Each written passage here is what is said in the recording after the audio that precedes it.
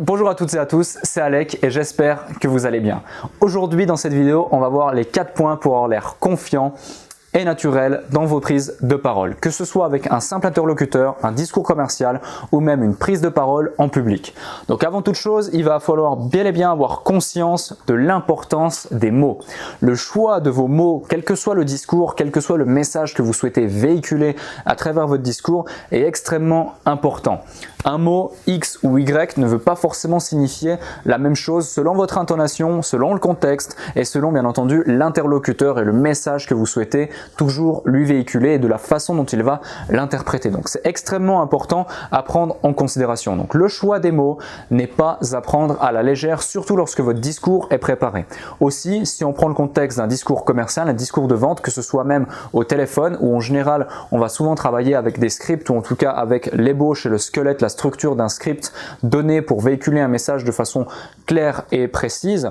Aussi, si on va prendre le cas par exemple d'une vidéo préparée, notamment au sein de l'agence GLC, nous par exemple, on a différents clients qui vont par exemple se faire filmer pour faire des vidéos de publicité par rapport à différents éléments, leurs produits, services ou prestations. Et là, dans ce cas de figure, on va établir des sortes de scripts ou en tout cas des squelettes, des structures qui leur permettent effectivement, grâce à un certain nombre de mots clés, de véhiculer un message clair, net et précis par rapport à leurs services, offres, prestations ou produits qu'ils souhaitent commercialiser. Ensuite, après les mots vient la voix.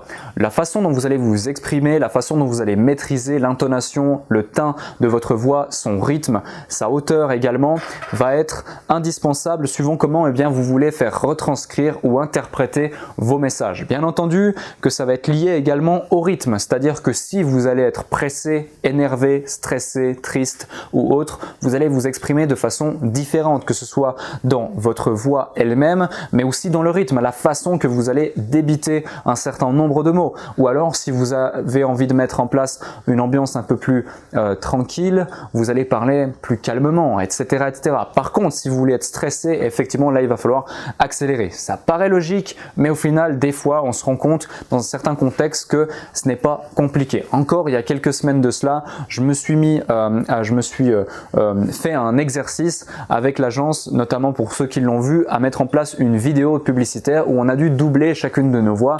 Et effectivement, on se rendait compte d'une problématique, c'est que d'une part, avant le doublage, selon les différentes séquences et les différentes scènes, même si on connaissait la musique, même si on connaissait le contexte et même si on connaissait dans sa globalité le message que l'on voulait retranscrire, c'était extrêmement compliqué de véhiculer un message clair et lisse par rapport à cela. C'est pour ça qu'un doublage a été nécessaire. Et quand bien même le doublage avait été fait, eh bien on s'est rendu compte en amont que le doublage avec vu qu'on avait 2 interprètes en même temps, eh bien le doublage était différent si les interprètes n'étaient pas au même moment, simultanément en train de retranscrire le texte à l'oral selon justement la vidéo. En revanche, dès lors que l'on a lié ces 2 éléments avec en amont le rythme de la musique, effectivement c'était bien plus compréhensible. Pourquoi? Eh bien parce que justement entre le choix des mots, l'importance du rythme de la parole et de la voix, on a réussi à faire un mix complet qui répondait parfaitement aux caractéristiques demandées à l'instant précis par rapport au message que l'on souhaitait véhiculer. Donc c'est extrêmement important à prendre en considération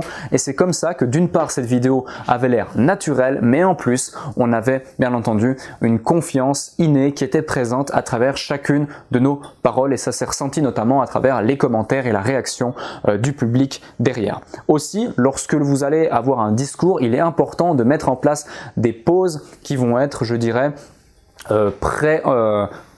préalablement préparées. C'est-à-dire que ces pauses vont être, comment dirais-je, réfléchies. Voilà, elles vont être réfléchies, elles vont être omniprésentes et elles vont être indispensables surtout. C'est-à-dire que lorsque justement vous voulez marquer un temps d'arrêt par rapport à imaginez un paragraphe dans un livre, ce temps d'arrêt va être similaire. C'est-à-dire que le but c'est de marquer la chose.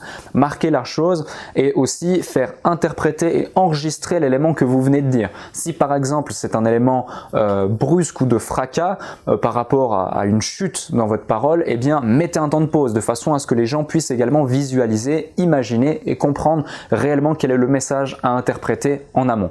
C'est extrêmement important à prendre en considération ces temps de pause aussi pour justement faire véhiculer un message, faire comprendre des éléments qui soient marquants, positifs, négatifs, tristes ou même frustrant ou que sais-je. Donc c'est extrêmement important, quelle que soit l'émotion que vous souhaitez retranscrire, mettez des temps de pause, alignez votre rythme de parole, gérez aussi l'intonation de votre voix, c'est très important et surtout choisissez correctement chacun des mots, que ce soit les syllabes utilisées, le vocabulaire, la conjugaison qui va être utilisé par rapport à ça. Les temps aussi ont une importance cruciale. Donc voilà, j'espère que cette vidéo vous a plu. Si c'est le cas, mettez un pouce bleu. Aussi, dites-moi en commentaire si vous avez des conseils supplémentaires ou des idées, des suggestions de nouvelles vidéos. Abonnez-vous à la chaîne pour ne rater aucune des vidéos. Je vous invite à regarder toutes les vidéos précédentes également. C'était Alec de GLC Agency et je vous dis à très bientôt.